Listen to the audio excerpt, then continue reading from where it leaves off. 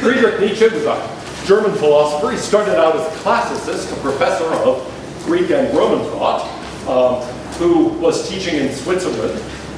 He was born in 1844, so he would have been 23 years old when Arnold wrote the poem. And it was just a few years after that Nietzsche began publishing some of his early works, like The Birth of Tragedy. He died in 1900 in an insane asylum, where he spent the last 6 years of his life. Nietzsche's views change over time, but we're going to be studying a time slice of Nietzsche, roughly in the late 1870s and early 1880s, when he is, I think, clearly a relativist. Now, what do I mean a relativist? Well, he's somebody who holds that there are no universally valid truths about the world. Remember that first Enlightenment thesis, that there are universally valid truths that are independent of individual minds.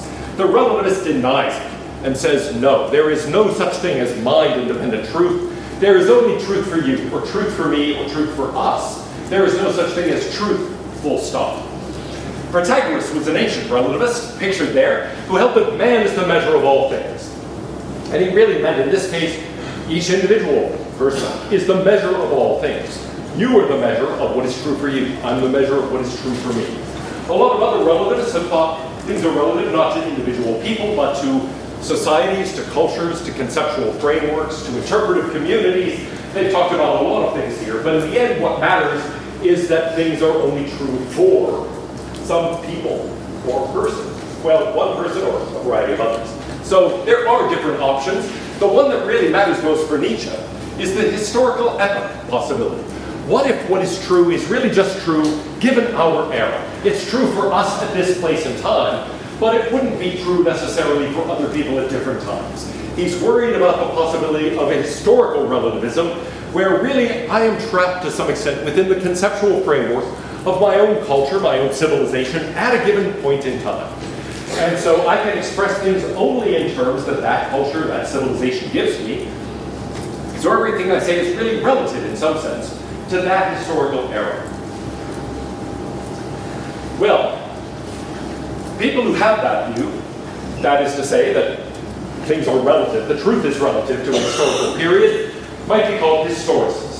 And so that's a term that is commonly used for Nietzsche, at least at this stage of his thought, and for many 20th century figures as well. Historicism is the view that all truth is relative to a historical period. There are earlier 19th century figures who think that, yes, cultures, civilizations, science itself changes, the way in which we understand the world changes, but these ways in which we understand the world develop in rule-governed ways and understandable ways.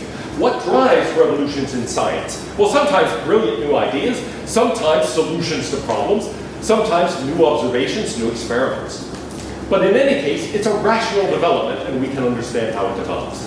Nietzsche raises a very disturbing question. What if thought doesn't change in rational, law-governed ways?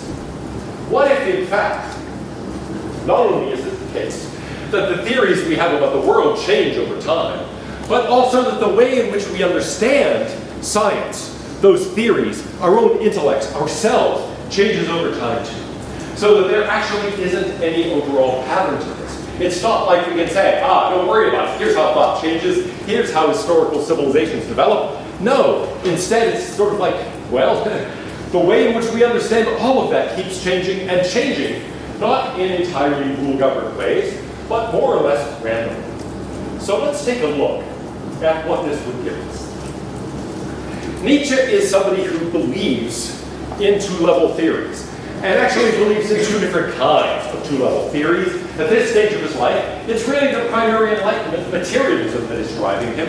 Later in his life, he becomes more and more obsessed with the will to power, and thinking it's really power relationships that are the underlying depth level. But for now, let's just think about it as science. He says nearly all philosophical problems once again raise the same form of question as they did 2,000 years ago. How can something develop from its opposite? Reason from the unreasonable, feeling from the dead, logic from the illogical, disinterested gaze from covetous wanting, altruism from egoism, truth from error. How, in other words, do we get the things that we think of as most distinctive in the manifest image out of this purely scientific picture of the world? Well, he thinks that truth doesn't develop rationally.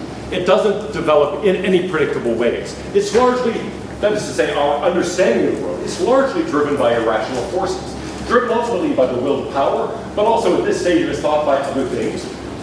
And so we get kind of two-level theory. He says, what if this chemistry, in other words, this account of the basic level, would reveal that in these areas too, even the highest areas of the humanities, of philosophy, of science, of literature, that in fact the most glorious colors arise from low, despised materials. In other words, all the thinking we do about the world, all great works of literature, of philosophy, of religion, all the thinking we do is really somehow constructed out of the motions of these microparticles, and the seemingly random motions that have nothing to do with any of those concepts at all.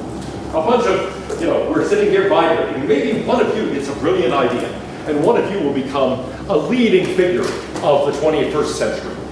What was going on? Was it some grand thing? Nietzsche will say, no. Look at the vibration scientifically, and gee, there's a really interesting one in that person's head. And interesting from our later point of view, but at the time it just seemed like this random thing going on, and all of a sudden, boom, great things follow from it. But in the end, it all just comes down to seemingly random motions of particles. And so in the end, is there a notion of truth we can rely on? Well, truth itself ends up being just something that is randomly produced by the motions of these particles in the scientific image. In a sense, all of this is a construct of something that has nothing to do with truth, or beauty, or goodness, or virtue, or anything like that at all. In the end, Nietzsche says it's all really people manipulating things for their own purposes. We call some of those things true. That what we call true depends on a historical era, but in the end, there really isn't something that holds it all together. He says philosophers automatically think of man as an eterna veritas, an eternal truth, as a constant in the flux, as a safe measure of things to come. Everything that philosophers say about man is no longer fundamental. It tells us something about the men of a very limited period of time. Lack of historical sense is the hereditary error of all philosophers. And so in the end, he says, everything became what it is. There are no eternal facts. There are no absolute truths. What's needed from now on is historical philosophizing, and with it the virtue of loss. Well, let's go back. I'll skip the Simpson clip, unfortunately, since I'm running out of time. But in the end, what we've got is the world, as the manifest image, is just a bunch of errors and fantasies. He says they've naturally developed through the evolution of nature, and our humanity rests on it, but in the end, they aren't real. So, the world is really just a projection. And that leads him to his most distinctive thesis, that God is dead. He says, after Buddha was dead, his shadow was still shown for centuries in a cave. A tremendous shiver-inducing shadow. God is dead. But given humans as they are, there may be caves for thousands of years in which his shadow is shown. And we still have to defeat his shadow. Here is the famous passage where he declares this, the madman. Have you not heard of that madman who lit a lantern in the bright morning, ran into the market and cried incessantly, I'm looking for God, I'm looking for God. He's here referring to a story about Diogenes looking for an honest man in the marketplace. But in Nietzsche's version, he's looking for God. Well, there were many who stood together, who didn't believe in God. He excited much laughter. Is he lost, said one? Did he wander off like a child? Does he keep himself hidden? Is he afraid of us? Did he go to sea, emigrate? In such a way they laughed and yelled in disorder. In any case, the madman jumped in their midst and pierced them with his gaze. Where is God? He cried. I'll tell you, we killed him, you and I. We are all his murderers. Well, God is dead. God remains dead, and we killed him. Now, it took people in popular culture a long time to notice, but in the 1960s, Time magazine had an issue with that with the cover, He's Not Dead. That has also led to memes like this one, God is dead. Nietzsche. Nietzsche is dead, God. In any case, the puzzle is this. If you lose a belief in absolute truth, in God, but really in any absolute, then the question is, what do you do about it? How do you respond to that sort of thing? Don't we have to become gods just to be worthy of the deed, Nietzsche says. And so in the end, what do you believe? That the weights of all things must be determined afresh, that all value has to be rethought, and he can find only one basis for doing it. What does your conscience say? You are to become the person you are. Next time we'll look at Dostoevsky, who, writing around the same time, comes up with a very different